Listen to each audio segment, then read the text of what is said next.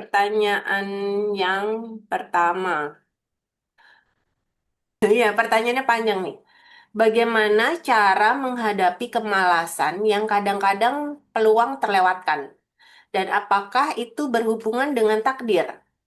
Saya sekarang menghadapi investasi yang tidak kunjung cair, sudah 10 bulan, sehingga hati ini turun naik emosinya. Rasa-rasa marah, menyesal, takut, cemas yang saya hadapi selama ini karena sebelumnya uang investasi saya lancar di tempat lain. Karena saya ingin ada peningkatan, saya ikut belajar investasi ke teman, sampai saat ini belum ada kejelasan. Tapi dokumen-dokumennya ada. Nah, gimana nih? Mau dijawab sama siapa? Yos, mau jawab?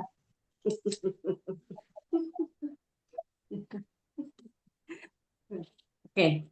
Hmm. Jadi dia nanya apakah hal tersebut berhubungan dengan takdir gitu ya. Ya, Takdir itu apa sih? kemalasan tadi. Dia menghadapi kemalasan yang kadang-kadang bikin peluang itu terlewatkan. Apakah ini Hmm. terhubung dengan takdir? Nah, Terus karena saya sedang menghadapi investasi yang tidak kunjung cair, ini kayaknya ada eh, keterhubungannya kah dengan investasi yang dia lakukan yang belum cair-cair juga sudah 10 bulan itu gitu ya. ya, Menarik jadi makanya kan teman-teman tadi kan dia pertanyaannya.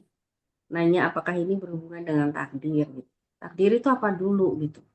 Pemahaman tentang takdir itu apa gitu ya. Sebetulnya takdir itu ada dua. Takdir yang memang ditetapkan dan kita memang harus menjalaninya, dan takdir yang bisa kita ciptakan. Nah, kalau dalam hal ini takdir yang kita memang harus jalani, memang kita tidak bisa berbuat apa-apa kemungkinan. Tapi bisa nggak kalau kita belokin? Bisa dong, gitu ya. Itulah makanya kami hadir yang namanya Cracking the Universe. Kita ngehack dong universe itu maunya seperti apa gitu. Bukan ngehack seperti apa, tetapi bagaimana kita benar-benar memahami cara kerja semesta sehingga kita ketika kita selaras dengan semesta itu sendiri, nah itulah saat dimana kita bisa mengubah takdir dan mengambil bagian penciptaan untuk takdir kita selanjutnya. Nah, itulah kita belajar di Cracking the Universe bagaimana kita mengolah dan mengelola segala pikiran kita dalam bentuk kesadaran. Bagaimana mengubah dan memimpikan apa, menciptakan mimpi kita untuk menjadi sebuah kenyataan gitu ya. Nah, apakah itu gimana sih ngadepin kemalasannya sehingga peluang terlewatkan? Nah, eh, ini bisa kita lakukan ya. Dan terus apa tambahannya adalah bagaimana supaya investasinya lebih lancar gitu kan. Jadi ada dua di sini. Bagaimana dia menghadapi kemalasan dan bagaimana investasinya bisa lebih lancar gitu kan. Nah, tinggal ini mau diselesaikan menggunakan apa? Pilihannya banyak teman-teman ya. Oke, kalau selama ini teman-teman pakai solusi apa gitu ya? Mohon sama Tuhan, berusaha dengan keras, berjuang dengan penuh tangisan gitu ya. Ya, itu sebetulnya eh, kurang kreatif sih teman-teman. Gitu ya. Kalau kita ngomong kurang kreatif karena di bab satu Abundant Revolution kita adalah bagian dari ruhnya. Nah, sehingga kita sebetulnya diberi hikmat kebijaksanaan dan pikiran yang pintar untuk berpikir secara kreatif dan kritis bagaimana kita bisa menciptakan sesuatu untuk mengubah kehidupan kita menjadi lebih baik dan sesuai dengan keinginan kita. Nah, kami biasa sebutnya dengan menanam bibit mental, gitu ya. Selain kita memang hmm, disarankan untuk mengembangkan rasa menerima dan melepaskan. Di sini kita juga mengusahakan dengan menanam bibit mental sesuai apa yang ingin kita capai di masa yang akan datang. Nah, jadi bagaimana dengan menghadapi kemalasan? Kemalasan ini adalah salah satu dari 5 racun yang ada di dalam tubuh kita. Itu kita dapatkan dari lahir. Nah, kalau kemarin di kelas apa di Bali gitu ya, itu kami tambahkan dengan teknik yoga.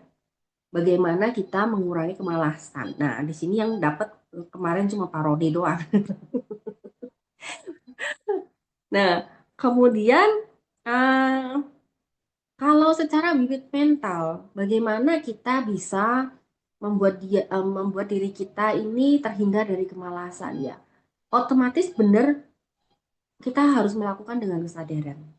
Apakah kemalasan itu ada manfaatnya? Kemudian kita juga cek malas itu datangnya dari mana? Apakah kita terlalu banyak mengkonsumsi karbohidrat mungkin, gula mungkin itu secara fisik gitu ya. Kemudian apakah kita juga membuat malas orang lain? Nah, ini di tingkat bibit mental. Kita menanam bibit untuk membuat orang lain tidak malas. Nah, apa itu? Itu panjang pembahasannya gitu ya. Kemudian gimana supaya investasinya lancar? Di sini poinnya adalah kelancaran. Karena yang dia tanyakan adalah kelancarannya ya, bukan uangnya loh gitu ya. Dia ingin investasinya lancar sehingga dia tidak ada penyesalan, tidak ada ketakutan dan kecemasan. Ini satu satu paket kali ya, di mana ketika kita memberikan kelancaran kepada orang lain, kita dedikasikan supaya investasi kita lancar. Kemudian dia ada mention juga tentang menyesal, takut dan cemas.